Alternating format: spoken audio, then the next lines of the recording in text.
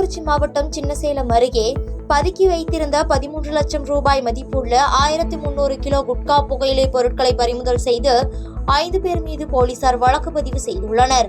மேலும் அவர்களிடம் இருந்து 2 மற்றும் 4 சக்கர வாகனங்களை பறிமுதல் செய்து 5 பேரையும் கள்ளக்குறிச்சி நீதிமன்றத்தில் ஆஜர்படுத்தி சிறையில் அடைத்தனர்.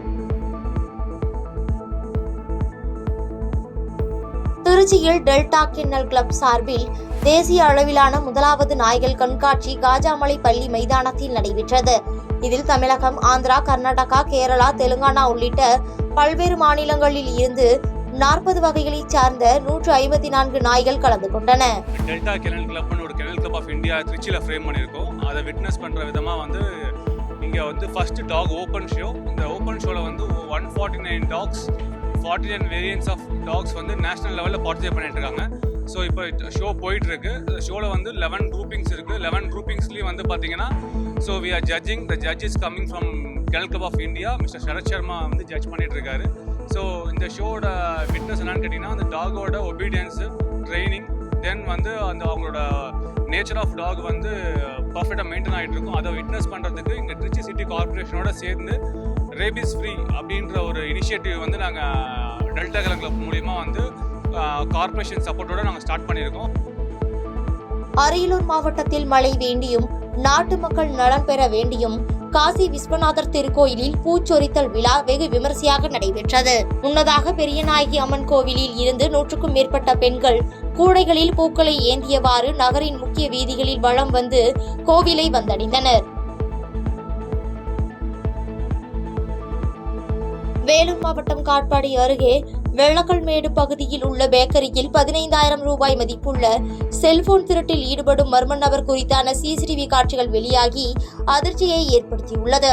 தொடர்ந்து செல்போன் உரிமையாளரான முரளி காட்பாடி காவல் நிலையத்தில் புகார் அளித்துள்ள நிலையில் சிசிடிவி காட்சி பதிவுகளை வைத்து போலீசார் விசாரணை மேற்கொண்டு வருகின்றனர். வேலூர் மாவட்டம் லத்தேரி அடுத்த செஞ்சி கிராமத்தில் 17 ஆண்டுகளுக்கு முன்பு தனக்குத்தானே சமாதி கட்டிய செஞ்சி சாமியார் உடல் அடக்கம் செய்யப்பட்டது. செஞ்சி சாமியாரான கோவிந்தசாமி தான் இறந்த பிறகு தன்னுடைய உடலை தான் கட்டியுள்ள சமாதியில் அடக்கம் செய்ய வேண்டும் என உறவினர்களிடம் தெரிவித்திருந்த நிலையில் அவரது உடல் அவர் கட்டிய சமாதியிலேயே அடக்கம் செய்யப்பட்டது.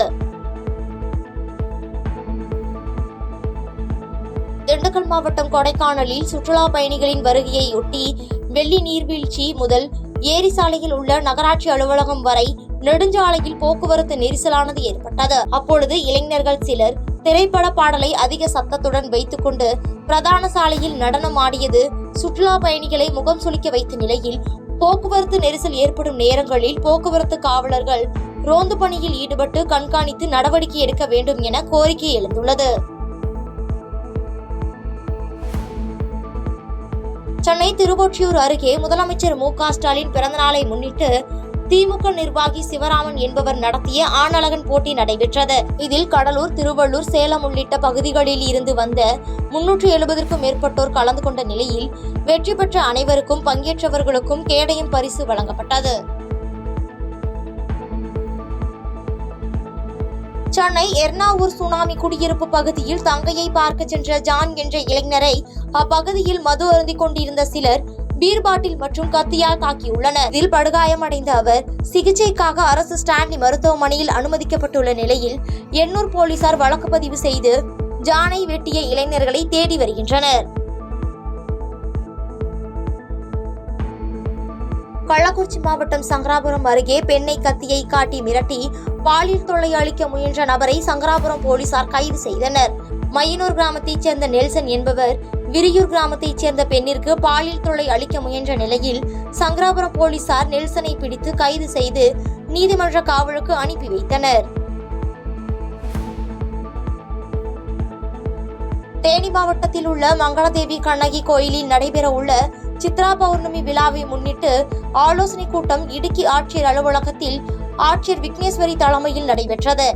அனைத்து துறை அதிகாரிகள் பங்கேற்ற இக்கூட்டத்தில் சித்ரா பௌர்ணமி விழாவிற்கு மே 7, 8, 9 தேதிகளில் இயக்கப்படும் வாகனங்களின் தகுதியை முழுமையாக ஆய்வு செய்யவும், தகுதியுள்ள வாகனங்களுக்கு மட்டும் சான்றும் அனுமதி சீட்டும் வழங்கவும் ஆட்சியர் விக்னேஸ்வரி உத்தரவிட்டுள்ளார். செய்திகளை உடனுக்குடன் தெரிந்து கொள்ள கீழ்க்கண்ட கேபிள் மற்றும் டிடிஎச் நெட்வொர்க்குகளில் எம்நாடு செய்தி தொலைக்காட்சியை காணுங்கள். பாதகம் செய்பவரை கண்டால் நாம் பயம் கொள்ளலாகாது பாப்பா.